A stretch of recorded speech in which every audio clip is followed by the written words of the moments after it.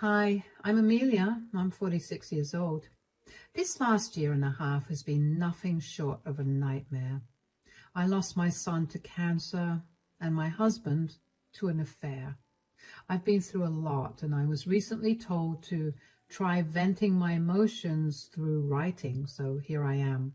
I'll start from the beginning. I met my ex-husband, Robert, when we were in college. We were very similar, so we got along great. We dated for 4 years before tying the knot. We waited for a year or two before we decided to have kids. Our first child was a girl who we named Megan, and 5 years later we had my son, Justin. For 15 years, everything was great. We were a happy family that was doing very well. Both Robert and I worked jobs that paid us well enough to save up for both of our kids' education and also live comfortably. And then one day, my son Justin collapsed out of the blue. It was one of the scariest moments of my life. I had no idea what was happening. One minute I was making a PB&J sandwich for him, and the next I heard a thud on the floor and found him lying unconscious. I was trained in CPR, so I quickly performed it on him while I called 911 for help. The ambulance arrived quickly and we were rushed to the hospital. After a number of tests, I was told that Justin had leukemia. I cannot describe to you all the emotions that went through me when I heard that news. I felt my whole world crash and burn. I went from feeling every emotion under the sun to feeling nothing at all. I stayed with Justin in the hospital for the next few months as we tried to desperately figure out how to deal with his illness. When Justin heard of his cancer, he burst into tears, and I felt my heart break all over again. I still had hope that Justin would recover after a lot of treatment. Justin got started on chemotherapy and radiation pretty quickly. He was really weak, so he was required to stay in the hospital. I spent every minute that I could in that hospital. Unless it was to work or take a shower, I was there by Justin's side. Megan was at college by this point, and Robert was too busy working. The news of Justin's illness devastated all of us, and it left us feeling pretty numb. Megan couldn't be back home all the time, but she'd fly back home once a month for about a week to spend time with Justin. Robert was the only one who was barely around. I would try to talk to him about him, but every single time he'd tell me that he was too busy working. It was beyond frustrating to hear that, but I figured that he was burying his feelings in his work, so I didn't push him too much. Then he got the news that Justin's illness was spreading way too fast for the treatment to work. He was given a month at best. That month, Megan stayed back for 3 weeks. I took off from work and spent all my time with Justin. Once again, only Robert was missing. One day, Justin specifically asked if his dad could see him. He kept asking Megan and me to bring his dad to see him, so I called Robert. Yes? Where are you? I'm at work. Where else would I be? Oh, I was just checking because I'm at the hospital right now. Will you be coming here after work? I don't think I'll be able to make it. Why? I'm busy with work. What else do you think I'm doing? What else do you think I'd be doing? Don't you think you should cut down on your hours a little bit? I mean, insurance is paying for Justin's treatments, and he's not going to be here after this month. Why don't you come and spend time with him? Amelia, I literally can't. Just because our insurance covers Justin's bills, it doesn't mean that we won't need money. I get that, but even so, you should come visit him. He misses you and wants to see you. I would love to be there by his side, but by the time I'm done with work, I'm so exhausted that I just want to sleep. I understand that you're tired, but I'm tired too. I haven't slept in God knows how long. You'll regret not getting to spend time with Justin once, you know. You think this isn't hurting me? I also want to be by my son's side, but I literally can't. The last thing I want is for Justin to see me looking exhausted. The kid needs to be around cheerful people now. Justin doesn't care about that, Robert. Just come and spend time with him. That's all he's been asking for all day. Tell Justin that I can't make it. How have you suddenly become so much more busy since Justin's diagnosis? You're supposed to be there for him as his father. He's struggling with this, and he's doing his best to be happy. Why can't you set aside your feelings for a second and think about Justin? Why are you yelling at me? I told you that I'm doing my best to be there for him, but it's not as easy as you think it is. I'm also a working woman, Robert. How do I have time for Justin and not you? You've worked so much this year and you haven't taken any of your paid time off. Just take the rest of the month off and spend time with Justin. I can't do that. Why? Why can't you do one last thing for Justin? Do you not care for your son who's suffering and literally dying? Amelia, I'm really busy right now. I only picked up the phone because I thought there was an emergency. If you keep calling me to yell at me, I will stop picking up the phone. Bye. And just like that, Robert hung up on me. I remember staring at my phone in shock that day. Justin had only one wish, and that was to see his father. How had Robert not seen the importance of that moment? Did he not realize that he would no longer have time with Justin? I felt such a crazy amount of anger at that moment. I tried to call Robert again, and he didn't pick up. And when I tried again, my call wouldn't go through. He had blocked me. I shamefully explained to Justin that his father was busy and that he wouldn't be able to make it. Megan also seemed as mad at me at that point. Justin just seemed defeated. And that only made me feel worse. I mean, how else am I supposed to feel when my dying son got so used to not having his father around? Megan and I did our best to cheer Justin up, and he finally seemed to forget all about his disappointment. Megan had to leave eventually because she had an important exam to give, which if she didn't, she'd have to wait another 6 months to give, and that would not be possible because she had other things to do in 6 months. She apologized profusely to Justin, and he assured her that it was okay. She told me that she would try to make it in time to see Justin one last time. Unfortunately, Justin passed away only 3 days after Megan left for university. To say I was devastated would be an understatement. I don't know how I got through the next few days, but I managed to plan Justin's funeral. I finally managed to get through to Robert, and when I spoke to him, I felt nothing. Robert did his best to make up for his absence, but all of that just felt like hollow attempts. Still, I knew I needed to rely on someone to get through the funeral, so I accepted Robert's attempts. On the day of the funeral, Robert had left to do something without telling me what it was. I tried to get in touch with him for hours, and when almost everyone was at the funeral, Robert showed up.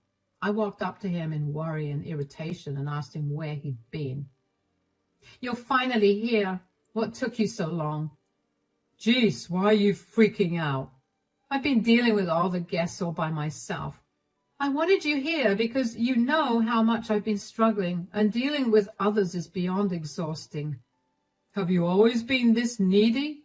"What is wrong with you? Why are you being so rude and nonchalant?"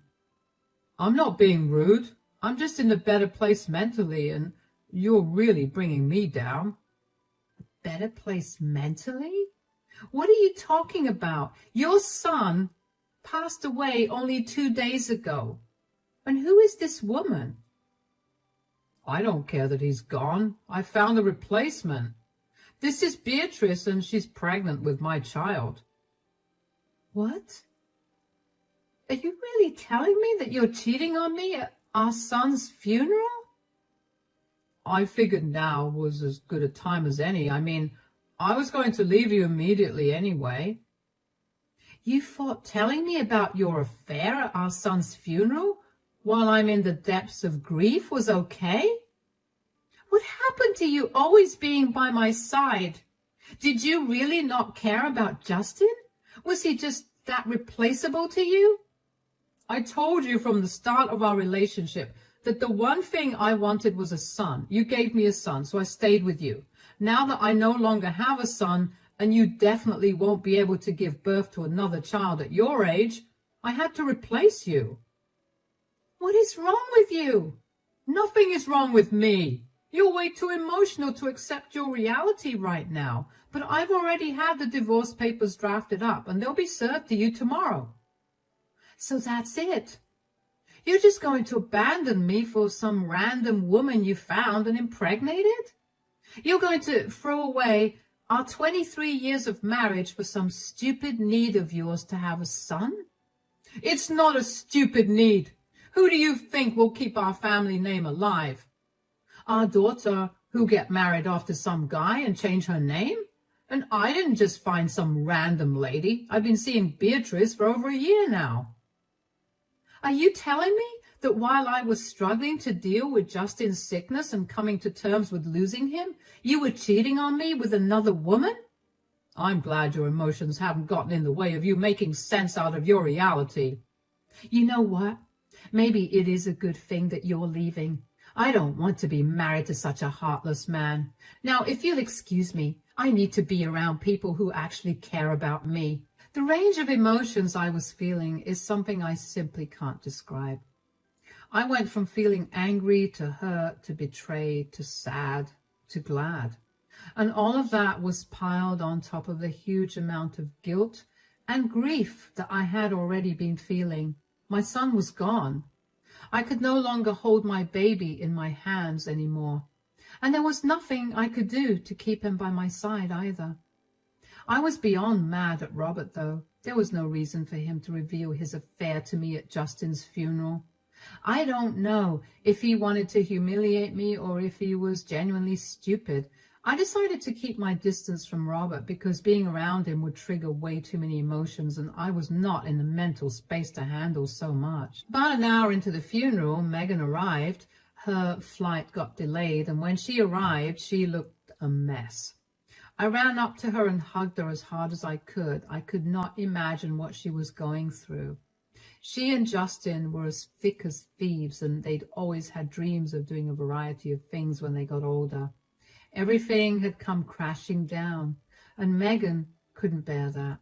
I decided to not tell Megan about the divorce or Robert's affair because I thought that she was going through enough anyway. Hi, Mom. I'm so sorry I'm late. I did everything I could to get here as quickly as I could. It's okay, darling. As long as you're here, that's all that matters. I feel horrible that I couldn't be by Justin's side while he was on his deathbed. Don't feel bad.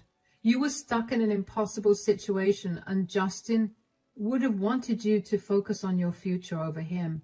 He left you a letter, so you can take your time and read that.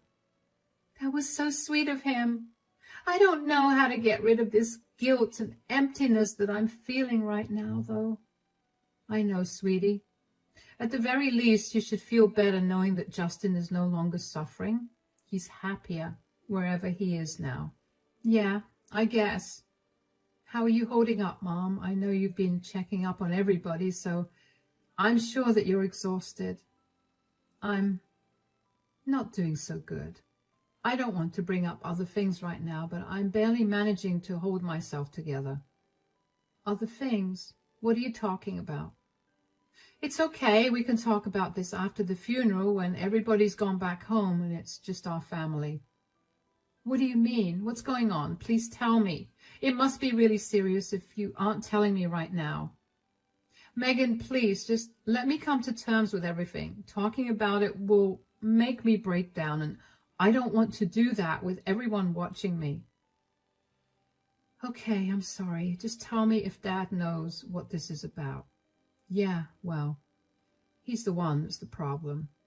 What? What do you mean? Where is Dad anyway? I have no idea. I left him wherever he was when I last spoke to him and did not bother with finding him. Did you guys have a fight? This is no time for a fight. You guys are at your son's funeral, and are you two really going to avoid each other at a time when you're supposed to be helping each other get through this? Megan, we're not fighting. This is much worse. Okay, I don't care about what's going on between you guys. You two are my parents, and I want to have both of you by my side today. Let's go find Dad. I don't think that's a good idea. Please, I took a 5-hour flight to get here, and I haven't slept for 2 days. Please, let's just be together for 1 day. Megan didn't give me a chance to speak. I couldn't tell her what had actually happened, but even though I wanted to tell her, I had no idea how to. I also did not want to shatter her the way that Robert had so easily shattered me with the news. I tried to get Megan to stop, but she kept tugging at my hand and dragging me all through the venue to search for him. When we found him, I felt my heart sink. I did not want to see him or talk to him. I just wanted to get through that day without any more surprises or upsetting news. But whenever Megan wanted something, she had to get it. So I decided to keep my mouth shut and keep my eyes on the ground while Megan spoke to Robert. Dad, there you are. We've been looking for you.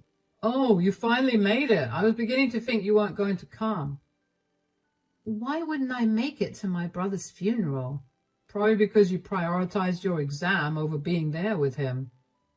Okay, you're lashing out at me for reasons out of my control. Is this why you and Mom are having a fight? Fight? We're not having a fight. Oh, really? Then why did Mom tell me something happened because of you? Why didn't you tell her the truth, Amelia? I didn't want to add to her grief the way you did to me. What is going on? Could one of you please just tell me instead of leaving me hanging like this? I'm leaving your mother. What? I found someone better. You can't be serious. I am. Your mother will get the divorce papers served to her tomorrow. Who did you even find in such a short time? Is this some sort of messed up midlife crisis? This is not a midlife crisis. This is my beautiful girlfriend, Beatrice. We've been seeing each other for over a year, and she's pregnant with my child. The ultrasound confirmed that the baby was a boy, so now I can finally move on from this family. Why are you laughing? Because that baby is not yours. What are you talking about? Do you know her, Beatrice? Not really. Oh, give it up, Beatrice. Of course I know you. What? What's going on, Megan? Beatrice goes to my university. Surely you should have known that, Dad. I didn't know that. You're having a baby with a person you barely know. That's good for you. Also, she was my best friend's girlfriend up until 4 months ago. He found out she was cheating on him. Yeah, with me, I know that. Wow. You're okay with knowing that you were also disrupting another relationship? Just how much of a scumbag are you? That's enough. Come on, Robert, let's leave. I've heard you get insulted enough. They don't know what our relationship is like, and I'm tired of them judging us. Of course you want to leave. You know, Dad, the person she was cheating on was not you. What are you trying to say, Megan? I'm saying that child cannot be Dad's because Beatrice cheated on my best friend with one of his friends. Turns out she got pregnant by him, and when she told him, he wanted nothing to do with her, so she came running to you. That baby is her other affair partner's child. But she's trying to play it off as Dad's because she knows that he'll pay for her and the baby. What? Do you really hate your dad this much? Why would you invent such crazy stories? Robert, let's go. She's trying to ruin our relationship because she's hurting. You can leave, Dad.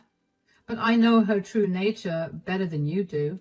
Maybe do a DNA test before you go around claiming random women you've cheated with have your baby. I was shocked to hear what Megan had said. I never really believed in karma coming back to bite you, but I was watching that happen in real life in front of my eyes. Robert started trembling as soon as Megan revealed the truth to him.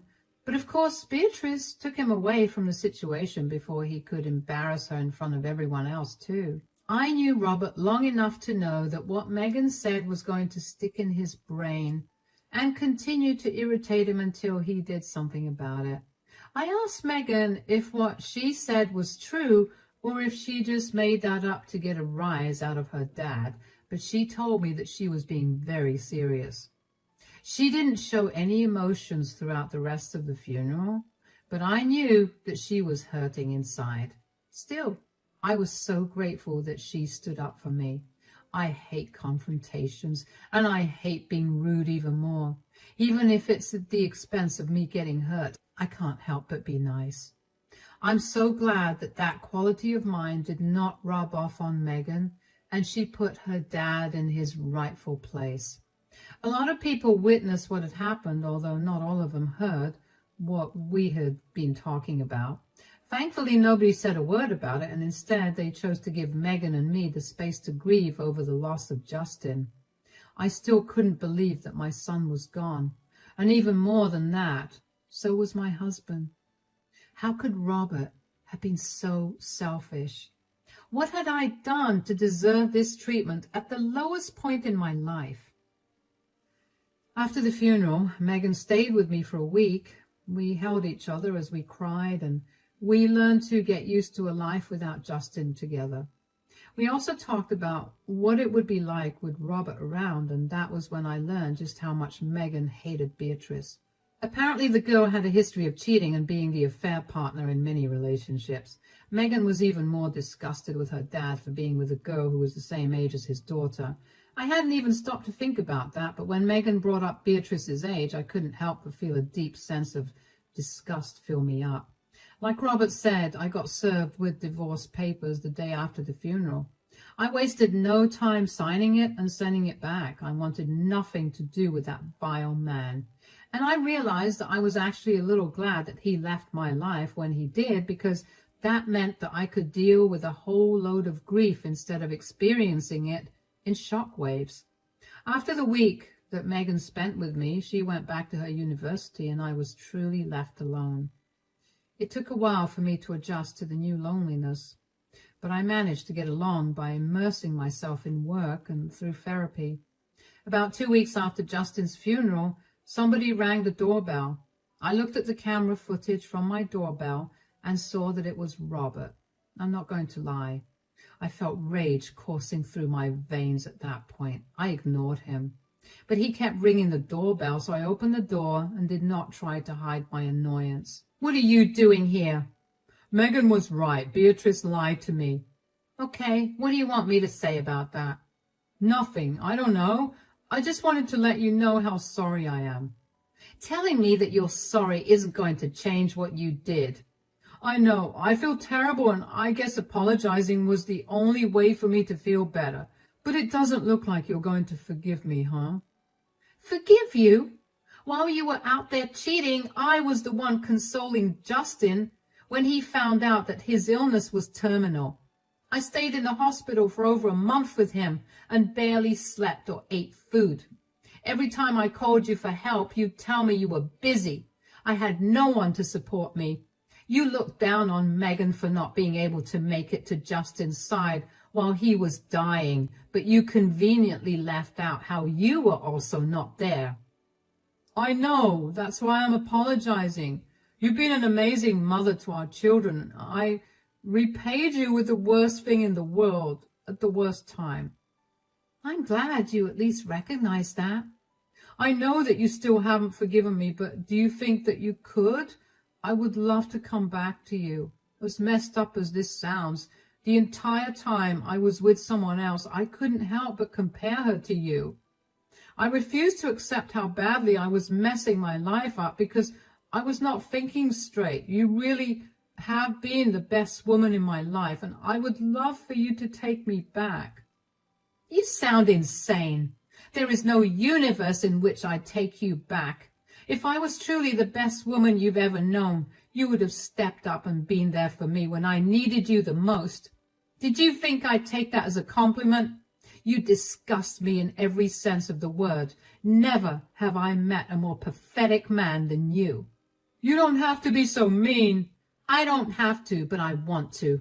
The last year has been a nightmare for me, and not once could I rely on you. On top of that, you chose Justin's funeral to tell me that not only were you having an affair, but also that you didn't care about Justin not being here because he was replaceable to you. I was grieving. I wasn't thinking straight. I am grieving too. Does that give me the right to go to sleep with a bunch of people and put my husband down at his lowest? Listen to yourself and hear how crazy you sound. Please leave me alone. I signed the divorce papers like you wanted. I never want to see you again. Amelia, please listen to me. I slammed the door in Robert's face. I couldn't believe the nerve that he had to not only come back but also ask me to take him back. Robert kept knocking on the door for a while until he eventually gave up and left. He was lucky that he gave up when he did, because I was just thinking of calling the police. I immediately called Megan after he left. I told her about everything that had happened and asked if she knew what exactly went down between Robert and his affair partner. Megan then told me that Dad forced Beatrice to get a DNA test done. Initially, Beatrice was very reluctant to get the DNA test done. She tried every tactic in the book to get Robert to change his mind, but when that didn't work, she gave in and did the DNA test. Well, surprise, surprise, the baby was not Robert's. He kicked her out and she came crying back to Megan's best friend. She told him all of this and promised to remain faithful to him if he helped her raise the child she was carrying. I couldn't believe how delusional the woman was. Megan and her best friend have also washed their hands of Beatrice, so that was all the update I had on that. I was glad that Robert's selfish actions finally caught up with him. He lost his family because of his selfishness, and now he's all alone. The rest of our family, that was at the funeral, heard about what Robert had done, and they decided to cut contact with him. Having an affair was one thing, but revealing the affair at your child's funeral while calling the child replaceable was beyond appalling, and neither one of our families wanted anything to do with him after that. From what I heard through a few mutual friends, Robert was living a very lonely life. He seemed very low and can't seem to get through a day without a drink in his hand. While my heart hurts for the loss of my relationship, I know that I definitely deserve someone way better than Robert. I will always treasure the years I spent with him, all the good memories we created together, and as a family, but that's all. He means nothing to me now, and even though it hurts to say that, that is the truth. Our divorce is still being processed, and thankfully, Robert is not making things harder. He's being amicable. And even though I want to do nothing more than yell at him at the top of my lungs for ruining our family in the worst way possible, I'm being civil with him. Megan begged me to look into therapy, and even though I was very skeptical about it, I scheduled a few sessions for myself, and honestly, I can already feel myself healing. I know that I've been through way too much in this last year than I have in the rest of my 48 years of life. So no matter what happens from here on out, I'll be strong enough to overcome it. I know I have loving family and friends by my side too, and that's enough to get me through as many rainy days as possible. Thanks for listening, and I wish you nothing but good days ahead.